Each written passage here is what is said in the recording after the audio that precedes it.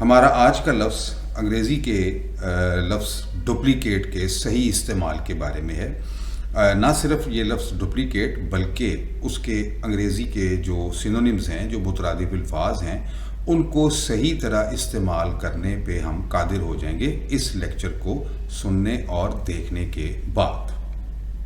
پہلا لفظ ہے جی ڈپلیکیٹ۔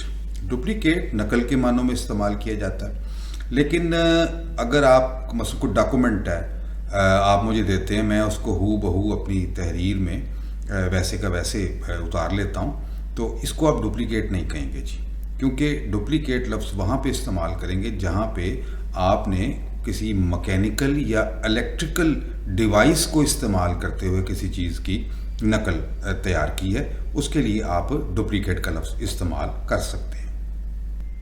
اب باری آتی ہے جی انگریزی کے لفظ فیکسیملی کی، جس کو ہمارے ہاں غلطی سے فیسیمائل بھی کہتے ہیں۔ یہ صحیح تلفظ فیکسیملی ہے۔ یہ دراصل کسی دستاویز یا پینٹنگ کی نقل تیار کرنا، اور اس احتیاط کے ساتھ کہ اس کی جو اوریجنل اپیرنس ہے، جو شباہت ہے، جو اس کی جس طرح وہ ظاہر ہوتی ہے، وہ بالکل ہو بہو ویسی کی ویسی برقرار رہے، اس کے لیے فیکسیملی کا لفظ استعمال کیا جاتا ہے۔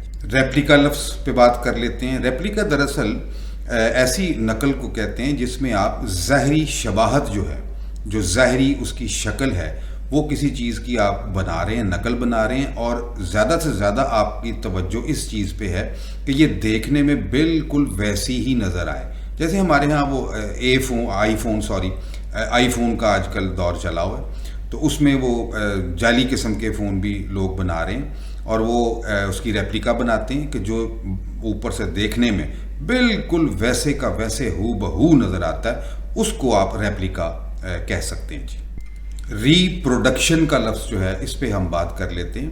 یہ دراصل آرٹ یا لٹریچر میں کوئی چیز ہے، مثلا شیکسپیئر کا ڈرامہ مشہور عالم ہے ہیملیٹ، اس کو آپ اردو میں ریپروڈیوس کرتے ہیں، تھوڑی بہت اس میں آپ کچھ تبدیلی بھی کر لیتے ہیں، اس میں اجازت ہوتی ہے، اس کو آپ ریپروڈکشن کہتے ہیں۔ کسی مثلا مائیکل اینجلو کی کوئی پینٹنگ ہے، اس کو آپ اس کے جیسی دوسری کو پینٹنگ تیار کر لیتے ہیں، تو اس کو آپ ریپروڈکشن کہہ سکتے ہیں۔ کاربن کاپی بھی ایک لفظ ہے۔ یہ پہلے کچھ آج سے 10-20 سال پہلے، 30 سال پہلے ایسا رواج تھا کہ آپ کسی چیز کو وہ کاغذ کے نیچے ایک کالا سا اور پرپل کلر کا ایک پیج سا رکھ کے اس پہ لکھا کرتے تھے، تو وہ اس کی جو بھی آپ لکھ رہے ہیں وہ ہو بہو اس کے نچلے پیج پہ ٹرانسفر ہو جاتا تھا۔ اب وہ اولڈ فیشن چیز ہو گئی ہے، اب وہ استعمال نہیں ہوتی، اس کو کاربن کاپی کہا کرتے تھے۔ ٹرانسکرپشن لفظ پہ بات کر لیتے ہیں۔ ٹرانسکرپشن کسی کا دیا ہوا زبانی بیان کو تحریری صورت میں ہو بہو اتار لینا، کہ جو بھی کسی نے اپنے منہ سے ادا کیا ہے، عدالت کے اندر کسی نے کوئی بیان دیا ہے یا کہیں پہ بھی کچھ کہا ہے، اس کو آپ ہو بہو اتار لیتے ہیں، اس کو آپ ٹرانسکرپشن کہتے ہیں، اس کو ضبط تحریر میں لے آتے ہیں۔ ماڈل لفظ پہ بات کر لیتے ہیں۔ یہ دراصل کسی بہت بڑی چیز کا چھوٹا سا نمونہ تیار کرنا۔ آپ نے دیکھا ہوگا کہ وہ بڑی بڑی بلڈنگیں بنانے سے پہلے اس کا ایک ماڈل بنایا جاتا ہے چھوٹے سے سائز میں، تاکہ آپ اس کو دیکھ کے اندازہ کر سکیں کہ یہ عمارت جب بنے گی بہت بڑے پیمانے پہ یا اپنے اصلی سائز میں بنے گی تو کیسے لگے گی، اس کو آپ ماڈل کا لفظ وہاں پہ آپ ماڈل کا لفظ استعمال کر سکتے ہیں۔